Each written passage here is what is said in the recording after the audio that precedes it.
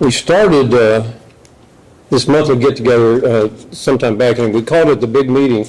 And we were looking for a change of the name, and so we decided on the monthly meetup. And as an aside note, I noticed that there was a AA group that called themselves the Big Meeting, their big meeting. So I drew some similarities with that, and knowing that as alcoholics, there was a stigma attached, and kind of with atheists and agnostics, it's kind of the same way with us. So with that in mind, I'd like to introduce myself. Hi, my name is Jim, and I'm an atheist. Thank you. Thank you very much. So, okay, I said I'm an atheist, and my computer's not working well, but I didn't say that. So some of you may wonder how I got to where I am now. So let me give you a little bit of how I grew up. First of all, I was born in 1947, if you understand that was a year. Hey, you were born in, wow. I'm not, I wasn't going to say that, but anyway, it was a few years after World War II. I'm not going to say how many. My parents were, and the whole family was a member of Oak Forest Methodist Church. It wasn't United Methodist until later. You were there too? I was Methodist. Oh, okay. All right. Maybe you came the same route I did. I don't know. We'll see. But we all went to church on Sunday morning, the whole family, and then we all went to church on Sunday evening, me and my two brothers, and I believe it was just me and my two brothers, but they had the MYF, which was Methodist Youth Fellowship. There were girls. and Lucy and I, my dad and me and my two brothers went to choir practice, which was also girls. So anyway, my mom was a dim mother in Sunday school and was a teacher in Sunday school, and she scoured the internet, the Interpreter's Bible. So she was really serious about getting down to the truth about religion, and not just ready to take whatever in the heck you're laughing too much. But anyway, she wasn't going to take just whatever the preacher said just for the hell of it. So in general, I had a good family life, and that was considerably involved in the church. But just as an okay, the church says what it says, but it's not something that I have to absolutely do without questioning it. And about that time, in my high school years,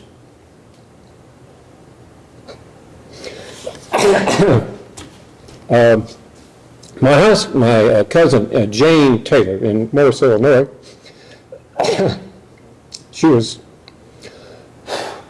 killed in an automobile accident. Somebody had taken up a stop sign, and she'd run through the intersection, and they just ran into her and killed her. As I guess you can see, it kind of hit her family. And the Taylor was pretty hard.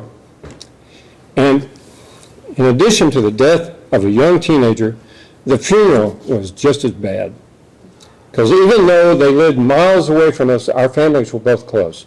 And they were members of the Lutheran Church, and the pastor presiding over the funeral was a really, there's a word for it, I don't know if it's used here, but he was not a kind person.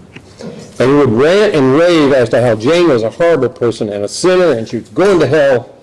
And some years later, I interviewed John, her brother, about several things for a documentary. Excuse me. And he was just absolutely livid years and years later.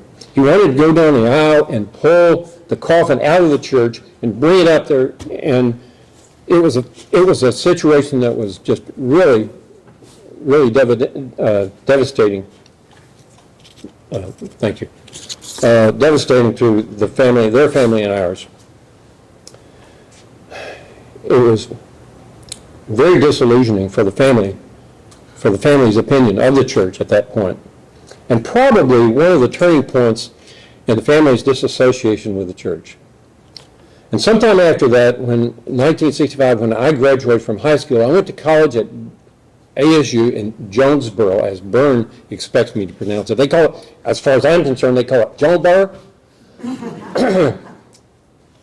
Larry corrects me on that every time I try to say that. But anyway, so I hung around the Methodist Student Union up there, which was not a bunch of ultra right wing or really far right religious people up there, and I was elected the president of the Wesley Foundation, the Methodist Student Union, for a short period of time. And after a semester or two up there at ASU, I decided I was agnostic. So I made a decision to go back home and tell my parents, let my parents know how I felt. So I arrived at home, and I told my parents, I need to talk to you. I need to tell you something that's very important. I had them sit down on the sofa, and I remember it to this day. Mom and Dad were sitting there over on the little semicircular chartreuse couch with chartreuse curtains behind it. And Mom with her chartreuse overcoat. We had a 1950 chartreuse Ford too, by the way. My mom was an artist. So anyway, I said, sit down. I have to tell you something. It's very important. So Mom and Dad were sitting down on the couch, and I said, Mom, Dad, I'm agnostic. And Mom looked at Dad. Dad looked at Mom. Mom looked back at me and she said, well, we are too. And all that expectation of holy revenge was just instantly dissipated. So, like I said, I was agnostic. But yet, at the beginning of this, I said I was an atheist. So let me tell you kind of how I arrived at that. Several years ago, I met a man, Jerry DeWitt, who many of you in this room probably know him. And in a very short synopsis, Jerry was a Pentecostal preacher who, after about 20 years in the ministry, he had realized that his mission in the church was not his calling, to put it in certain words. Now, there's much more to the story than that, but that's for another day. But Jerry was a good friend, and he touched my life.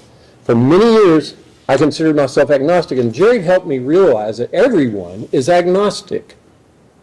Everyone is agnostic, simply because there's no scientific way anyone can say beyond a shadow of doubt that there is or is not a God. And think about that. We all have beliefs, but beliefs are not science. Our beliefs are not fact or truth. And knowing we are all agnostics should be a unifying truth, because we all have that one thing in common. I'm an atheist. You may be a Christian or a Jew or whatever, but we should know these are all merely beliefs. And one unifying factor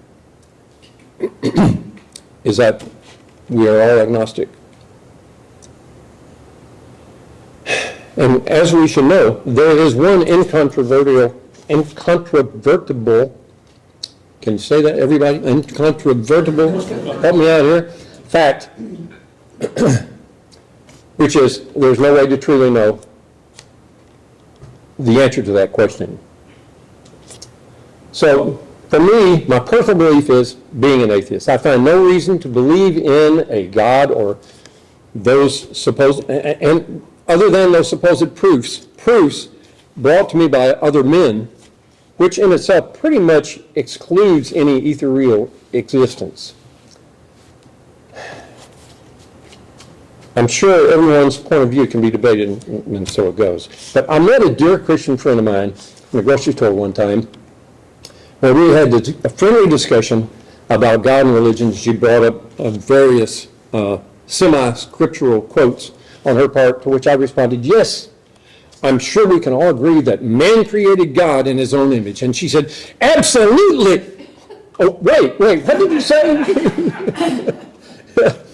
And since there's no real solid evidence of existence of a real God, and with so many different interpretations and descriptions, the fact that man created God in his own image just seems to me to be the most logical conclusion.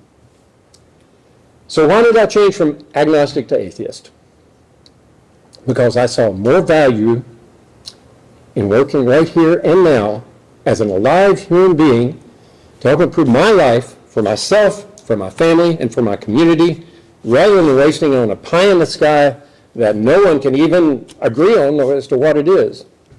And when everybody wants to go to heaven, but nobody wants to die, then it must not be that great of a place to begin with. Thank you very much.